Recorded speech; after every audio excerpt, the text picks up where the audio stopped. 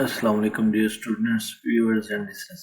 आज मैं आपकी खिदमत में एक दफ़ा फिर जो है हाज़िर हुआ हूँ एक नए टॉपिक के साथ। आज का टॉपिक हमारे लिए इसलिए अहम है, जो स्टूडेंट्स और रिसर्चर्स थीसिस या रिसर्च पेपर्स पे काम करते हैं उनको बाज़ औक़ात बहुत सारे ग्राफ बनाने पड़ते हैं और 5, 7, 10 ग्राफ अगर वो एक ही जैसे उन्हें अगर बनाने पड़े और उस पर काफ़ी मॉडिफिकेशन करनी पड़े तो उनका इस पर टाइम बहुत ज़ाया होता है। तो आज मैं आपके सामने हाज़िर हूँ एक ऐसे तरीक़ाकार के साथ जिससे आपको एक ग्राफ बनाना पड़ेगा और बाकी सारे ग्राफ उसी में खुद ब खुद कन्वर्ट हो जाएंगे। तो उसे हम कहते हैं ग्राफ फॉर्मेटिंग। तो ग्राफ फॉर्मेटिंग का आज एक तरीका मैं आपके खिदमत में पेश करता हूँ।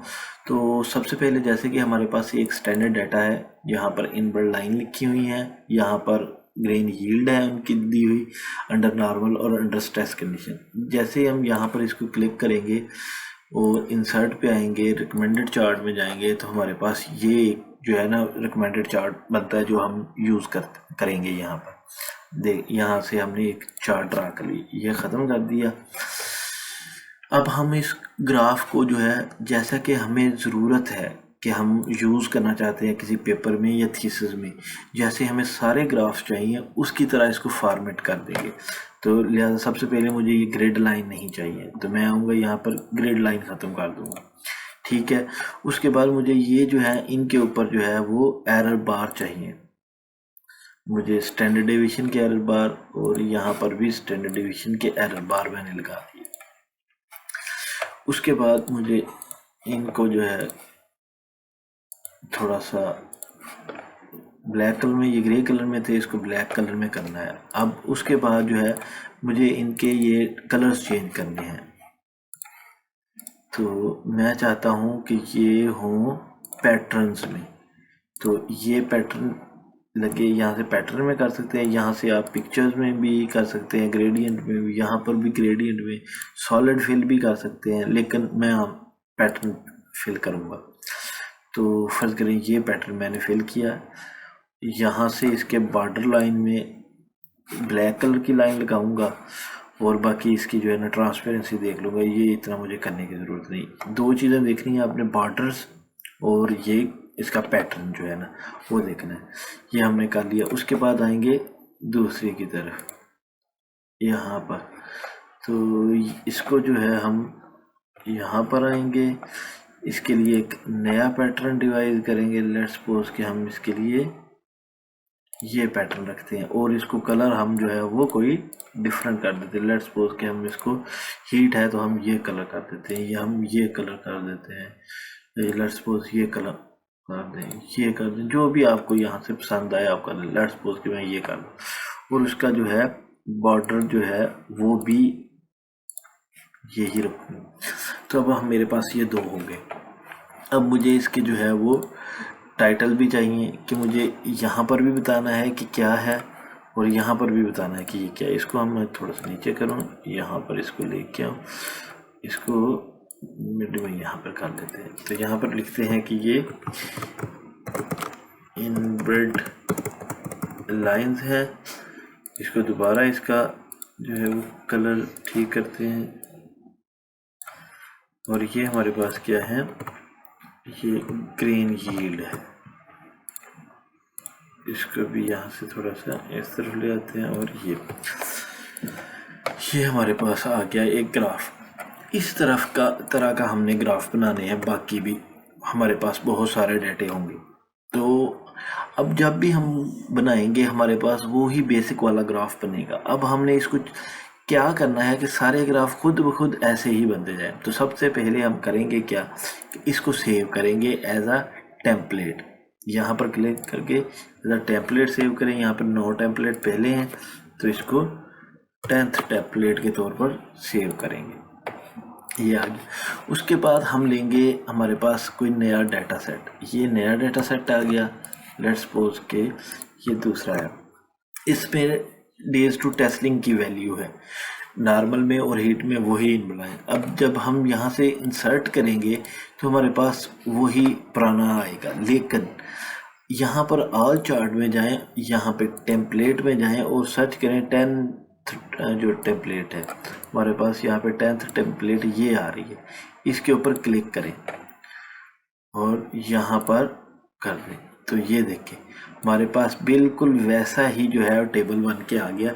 हमें कोई बहुत ज़्यादा यहाँ पर जो है ना वो मेहनत नहीं करनी पड़ी, वरना क्या होना था कि हमें जो है वो यहाँ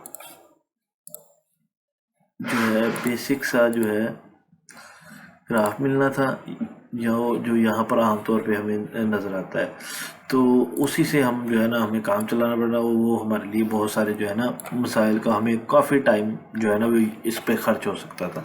तो लिहाजा हमने इसको जो है ना कर दिया। अब हमारे पास जो भी डाटा सेट आए, फॉर एग्जांपल हमारे पास DS का एक डाटा सेट है, इसको लाएं यहाँ पर रखें, लेकिन कोशिश करें कि ये आपकी जो है मर्ज हालत में ही रहनी चाहिए, क्योंकि ये अगर अनमर्ज होंगी तो फिर थोड़ा सा इशू होगा। ये मर्ज कर दी, तो यहाँ पर आए, फिर अब इंसर्ट में आए, फिर यहाँ पर आए, ये बेसिक है, यहाँ पर रिकमेंडेड में नहीं जाना, ऑल चार्ट में जाएं, टेम्पलेट में जाएं, फिर 10th को जो है वो सिलेक्ट करें और ओके कर दें।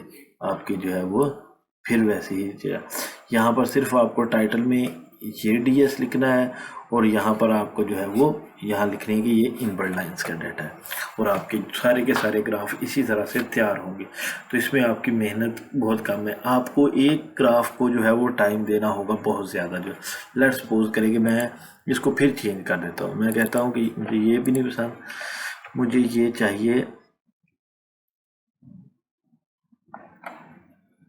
कि इसमें जो है हमारे पास हो, एक में सॉलिड कलर हो, ये एक सिलेक्ट हुआ, हमें सारे सिलेक्ट करने हैं। तो इस एक में सॉलिड कलर हो और सॉलिड कलर भी हमारे पास ये हो और इसका जो है बॉर्डर भी रेड ही हो और बाकी ये जो है हमारे पास,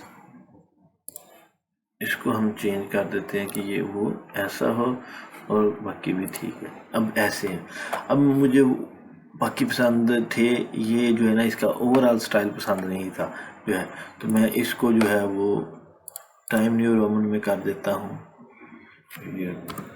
टाइम न्यू रोमन में, ये भी मैं टाइम न्यू रोमन में कर देता हूँ, ठीक है। ये भी टाइम न्यू रोमन में आ जाएगा, यानी कि मुझे इसमें काफ़ी सारी चेंजेस करनी है। ये भी टाइम न्यू रोमन में कर देते हैं। अब ये सारी चीज़ें टाइम न्यू रोमन में आई। अगर आपको यहाँ से लगे कि ये इसका साइज़ कम है तो आप इसको साइज़ को बड़ा कर लें, इसको ओपन कर लें, ये ठीक।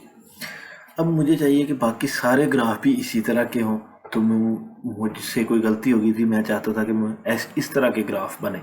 तो आप फिर क्या करें, इसको सिलेक्ट करें, यहाँ पे चार्ट को 11 नंबर दें क्योंकि हमारे पास 10 तक टेम्पलेट है, सेव कर दें।